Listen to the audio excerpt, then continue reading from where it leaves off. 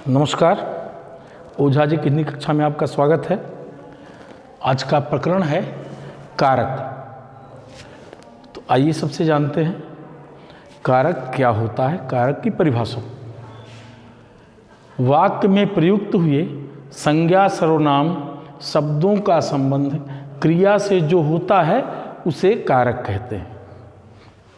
अर्थात कारक का कार्य क्या है कि वो संज्ञा और सर्वनाम का संबंध क्रिया से जोड़ता है और ये बताता है कैसा संबंध उनका आपस में है, उसे हम कारक कहते हैं। और यदि वाक्य में कारक न हो तो इसका तात्पर्य है कि हमें क्रिया से जो संज्ञा सर्वनाम का संबंध है वो अस्पष्ट नहीं हो सकेगा। तो ये इसकी आवश्यकता है जिसे हम आगे पढ़ने जा रहे हैं। अब जानते हैं कारक के भेद।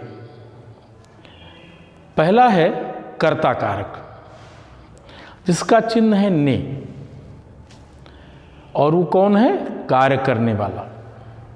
अर्थात जो कार्य करता है उसके लिए कर्ता कारक का चिन्ह प्रयुक्त होता है।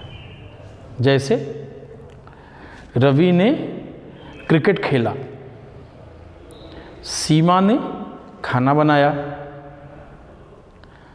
राम ने रावण का वध किया। तो यहाँ पे आप देख रहे हैं कि हर स्थान पर ने लग रहा है जब किसी ने कोई कार्य किया, तो वहाँ हम कहते हैं ये कर्ता कारक है। दूसरा जानते हैं कर्म। इसका चिन्ह है को। क्रिया का जिस पर प्रभाव पड़े वह कर्म है। अर्थात ऐसा नहीं है कि क्रिया के बाद जो रहता है वो कर्म होता है, या क्रिया के पहले जो रहता है वो कर्म होता है। कई बार ऐसा होता है कि कर्म के स्थान पर कुछ रहता तो है परंतु उस पर क्रिया का प्रभाव नहीं पड़ रहा है तो वो कर्म नहीं होता। जैसे वह बाजार जाता है, तो यहाँ पे बाजार तो है, स्थान का नाम है, संज्ञा है, परंतु वास्तव में बाजार कर्म नहीं है क्योंकि उसके जाने का बाजार में कोई प्रभाव नहीं पड़ रहा है। परंतु यदि हम कहते हैं कि उसने खाना बनाया, तो अब यहाँ पे खाना बन रहा है, यानी या तो निर्माण होगा या विध्वंस होगा। निर्माण होगा तो भी वो कर्म आ जाएगा, विध्वंस होगा तो भी कर्म आ जाएगा। क्रिएशन और डिस्ट्रॉय।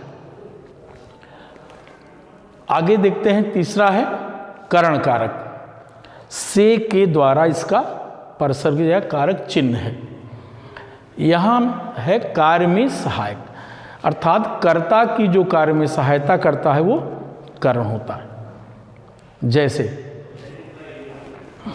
मोहन ने लाठी से सांप को मारा। मोहन ने लाठी से सांप को मारा, तो यहाँ पे लाठी जो है वो मोहन की सहायता कर रही है सांप को मारने में। अतः यहाँ पे लाठी के आगे से लग गया, अर्थात लाठी करण है। अगर करण को और आसानी समझना चाहें तो करण माने उपकरण।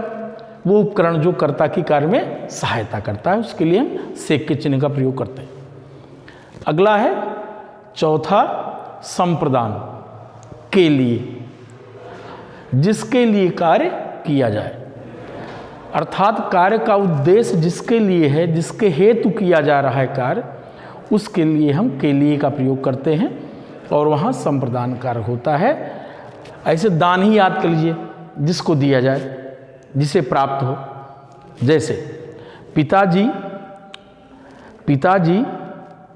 सुबह के लिए गेंद ले आए। पिताजी सुबह के लिए गेंद ले आए। अब यहाँ जो गेंद है उसका प्रयोग कौन करेगा? सुबह करेगी। पिताजी को ले आए, तो के लिए, यहाँ पे के लिए चिन्ह का उपयोग हो रहा है, अर्थात यहाँ संप्रदान कारक होगा। अगला है अपादान। इसका भी चिन्ह से है, परंतु इसका अर्थ होता है अलग होना, दूरी, डर। पहले देखते हैं अलग होना। पेड़ से फल गिरा। पेड़ से फल गिरा, तो यहाँ पेड़ से अर्थात फल पेड़ से अलग हो रहा है, तो ये हो गया अलग होने के अर्थ में। फिर दूरी के अर्थ में देख लेते हैं। लालगंज से प्रतापगढ़ 35 किलोमीटर दूर है। तो यहाँ भी लालगंज से कितना है, 35 किलोमीटर है, दूरी बताई जा रही। तो यहाँ भी करण ना हो करके ये अपादान ही होगा। तो दूरी बताने के अर्थ में हो गया। फिर उसके बाद आता है डर। मुझे सर्प से डर लगता है, मुझे सर्प से भय लगता है, संस्कृत में कहते हैं सर्पाद भयम। तो डर लगने के अर्थ में भी अपादान होता है। अगला है संबंध। इसका चिन्ह है का, की, के। अन्य पदों से संबंध जोड़ता है ये। यद्यपि संस्कृत में इसे कारक नहीं माना गया, हिंदी में ही माना गया है, तो हिंदी में पढ़ रहे हैं हम लोग। तो संबंध क्या करता है, ये अन्य पदों से संबंध जोड़ता है। अर्थात जैसे राजा का पुत्र, तो यहाँ पे का जो है पुत्र को राजा से जोड़ रहा है, क्यों, राजा का पुत्र है। मेरी पुत्री, मेरा भाई, उसका बेटा, उसकी बहन, तो का, की, के और रा, री, रे भी आ जाता है, से मेरा, मेरी।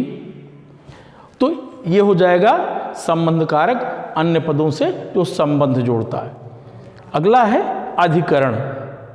आधारो अधिकरणम, अर्थात जो जिसका आधार है वो अधिकरण है।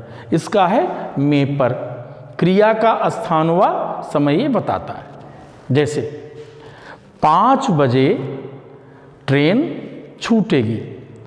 अब यहाँ पे जो है अगर ऐसे कि 5 बजने पर ट्रेन छूटेगी, ऐसा कह सकते हैं। तो यहाँ जो पर आ रहा है ये आधार नहीं बता रहा है, ये समय बता रहा है। परंतु पानी मेज पर रखा हुआ है, ये आधार बता रहा है। में भी ऐसे ही है, बाल्टी में पानी रखा हुआ है, तो में और पर हो गया, तो संबंध वो आधार बताता है और समय बताता है। तीसरा है, अंतिम है संबोधन। हे, हो, अरे। जब हम किसी को बुलाते हैं तो उसका नाम लेने के पहले हम एक संकेत करते हैं कि तुम मेरी बात सुन भी रहे हो या नहीं, क्योंकि नाम वो तब जाने कि सुनेगा। तुम कहते हैं हे भाई इधर आओ, या किसी के नाम ले लिए, हे राम इधर आओ। तो मैंने हे कहा तो उसके कान सजग हुए सुनने के लिए कोई किसी को बुला रहा है, लेकिन जब उसका नाम लिया तो वो जान गया कि मुझे ही बुला रहा है।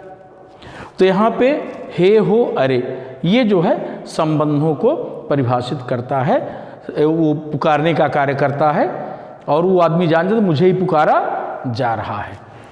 तो ये हो गए कारक। मुझे लगता है कि आपकी समझ में ठीक से आ गया होगा, अतः आप इससे फिर से 1-2 बार सुने और वीडियो देखें। उसके पश्चात निश्चित रूप से कारक आपकी समझ में आ जाएगा।